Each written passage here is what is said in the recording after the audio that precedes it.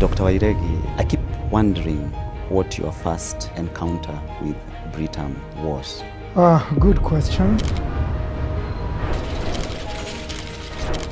60 years ago, a promise was made, not just to ensure lives, but to walk with them through every season, every step of the way. I was always trying to look for an opportunity. I was very much determined to participate. There is a company that is looking for a chief accountant. The company is called British American. Would you be interested? And I said, well. It was the year 1965. Around the world, humanity was reaching for the stars. Alexei Leonov became the first human to walk in space. First, it was an historic moment. Closer to home, the Gambia declared its independence, and Kenya stood proud with the birth of its economic planning. So that we can concentrate on trade. And in the heart of Nairobi, something else quietly began. A seed of trust planted here in the lives and hopes of everyday people.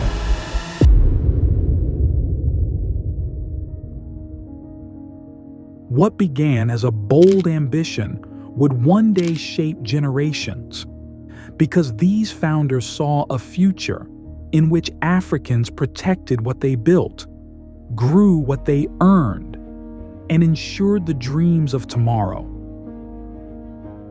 I joined the Professional Institute of Certified Public Accounts of Kenya. The institute used to hold monthly luncheons for members at the Serena Hotel. So here I am, and one day I attend the luncheon, and I bumped into a former colleague who was also at PwC, but he had left. Then he said, there is a company that is looking for a chief accountant. The company is called British American. Would you be interested? And I said, well, why not? I'm on leave and have nothing to lose. So after 2 weeks, I met a gentleman, and his name was James Dobbs. We had a discussion, but because the CEO had already recommended me, he said, we are happy to offer you a job, particularly if you are working for Pricewaterhouse, who are our auditors globally. You come with very strong references. Since 1976, I'd been interested with uplifting of the so-called small people, as it were, or down the pyramid. And because by 1976, I was working for the Ministry of Social Services. So I had the opportunity to travel widely in the country, and I'd seen the poverty inflicting the small-scale farmers. I was always trying to look for an opportunity on how I can assist them to improve their socio-economic positions.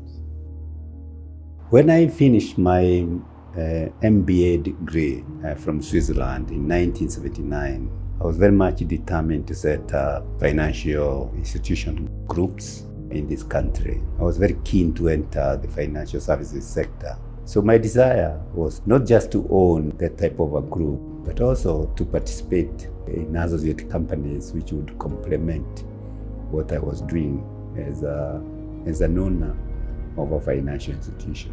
In 1972, the winds of change blew through Kenya's financial sector. A bold government policy was introduced, one that would open the door to an opportunity that would shape the company's future.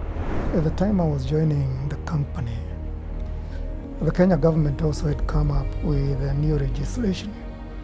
Because we had just come out of colonial experience, the country was going through growth and development in all the various institutions and industries. And one of the requirements that the government came up with was, because many of the insurance companies in this market are branches of international companies, all these branches should convert to become locally incorporated companies. During that period, the government decided that all insurance companies in the country must have a minimum of 1/3 of their shares owned by Kenyans or local investors. And British American was one of the companies which was foreign owned. I remember in one of those meetings with the executives from the Bahamas, them coming over to the management team, that was the marketing manager and myself, and saying, we have to comply with the law. Can you help us to look for local people whom we can engage in discussions with? So one evening I got to Wairegi in the offices of these two lawyers, and during a conversation with him, he mentioned that he works for a British American insurance company as an accountant. And the conversation went on, and Wairegis, I would assume, had a perception that I'm a businessman and have deep pockets. And because they were in search of Kenyan investors, he asked me whether I would be interested. And I told him, yes. I saw an opportunity straight. And then because he was my friend, he came and told me there was this opportunity in which we could buy 1/3 of the equities of the British American. And that's how I came to be involved with the institution now known as Britam. When we rebranded from Britam to Britam, I do remember a commercial we did where the advertising and brand consultancy put us all together, and the tagline was, I am Britam. I am Britam. I am Britam. I am Britam. I am Britam. I think to turn that around would be to say Britam has been at the center of my life. Legacy isn't just built in boardrooms. It's built in late nights, in connections, in resilience, and most of all, in people. In every smile, a story was being written, one that told of transformation, from employee to leader, from advisor to changemaker. My first memory of Britam was a gentleman who was called Mr. Kamore, who was a financial advisor, who sold me a policy when I was quite young, and it was an education policy. And I've never seen someone so aggressive and so determined to convince his customers. And he was very passionate. And I believe a lot of people who grew up in the 80s and 90s will remember him as one of the best financial advisors we had. And I've never seen someone so passionate about what insurance is all about. He was my first introduction to Britam as a customer. I have had the opportunity to experience the business from both perspectives, driving change and also crafting strategy. From that other wider perspective, I can confidently say that even at top leadership level, the culture is so approachable. It gives that room for everyone to be a part of the business. We were looking for a strong insurance partner. Insurance is an industry we know well, we've invested in. As a group, Africa Invest, we've invested in over 200 companies in the continent. We were then looking for our next opportunity to invest. And Britam ticked all the boxes. Britam was playing in the regional space. We like regional businesses. Britam was an industry leader. We like local champions and help them become regional champions. Britam was very entrepreneurial. That was something that really caught our eye. You know, it's always been a very entrepreneurial company. But even with its good qualities and performance, an unexpected event would change everything. The World Health Organization has officially called it COVID-19 takes its toll on the economy. COVID-19 arrived like a storm, sudden, indiscriminate, and unforgiving. Across the globe, markets trembled. Britam went in through some turmoil, so 2020 was a really rough year for the company. So we ended up writing off a big loss when it came to equities, it came to real estate, it came to bonds. All of them were impacted. The investment world, it was not unique to Britam. Business slowed, uncertainty crept in, and in boardrooms once filled with ambition, tough conversations began. We had a retrenchment of a large number of our staff. And obviously when you have a retrenchment like that, it causes uncertainty, you lose a lot of your key talent, and motivation goes down. So we had to talk to our staff, reassure them that the retrenchment had happened, we were now going to move forward, we were going to have a clear execution of our strategy, and that we were actually going to return to profitability. Those were the sort of the messages that I took upon myself to communicate.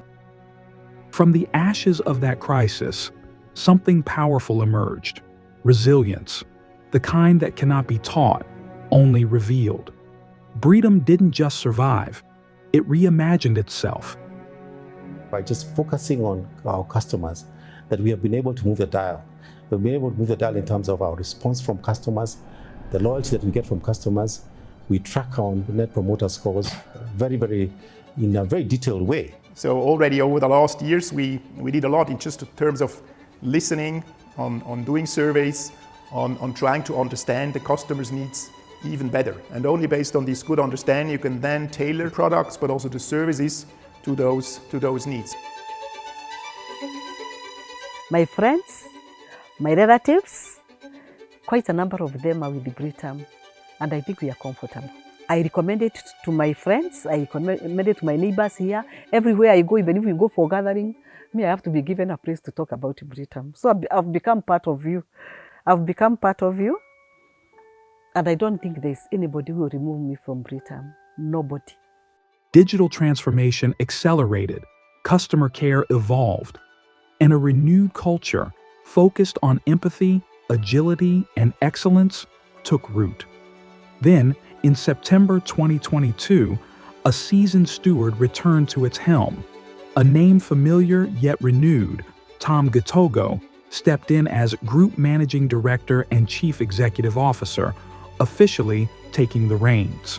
I don't think the growth I have experienced as an individual in Britam can be matched by any of the other businesses that I've worked for or that have been in the same space.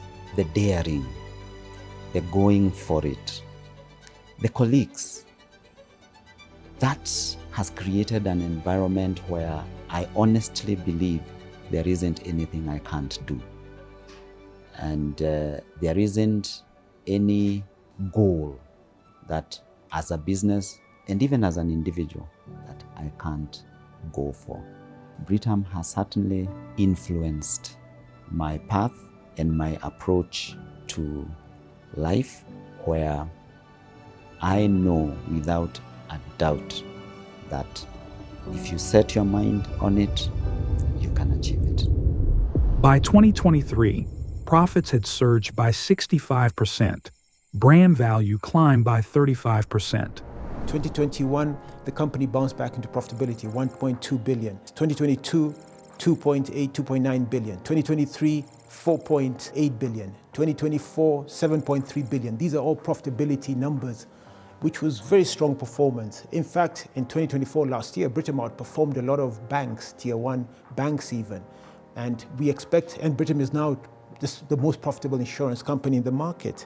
And according to the 2024 Brand Finance Report, Britam is the third strongest brand in Kenya. And for an astonishing 18th consecutive year, Britam was named Life Insurance Company of the Year. We have a legacy which is solid. We have a foundation which has been built. Yes, there have been challenges along the way, but we are now poised to really take advantage of our brand, our region. A lot of Africa has got youth, and the youth will be the future consumers. From a single desk to a continental force, Britam's story is still being written, and the pen is now in new hands. I hope that Britam will continue to provide these services, and mainly as a major player in the financial services sector of all the countries in which we operate. Britam has come a long way in these 60 years building this strong brand.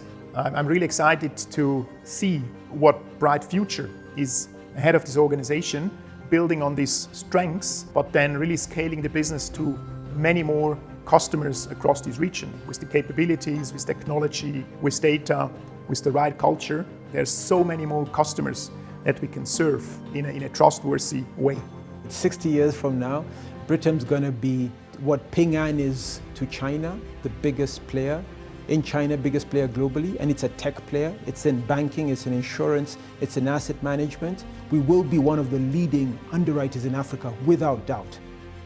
Britam has been so successful in the life insurance space. It is now in 7 countries, and I think that is the beauty of a business that incorporates the times.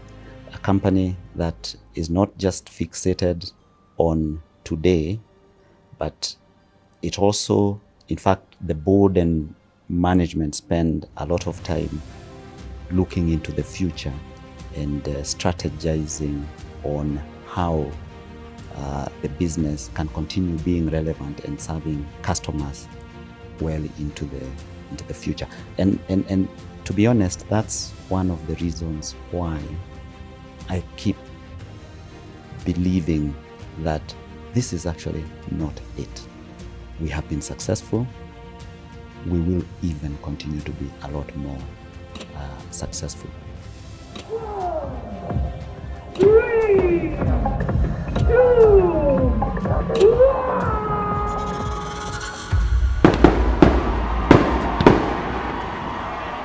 Celebrating 60 years of greatness.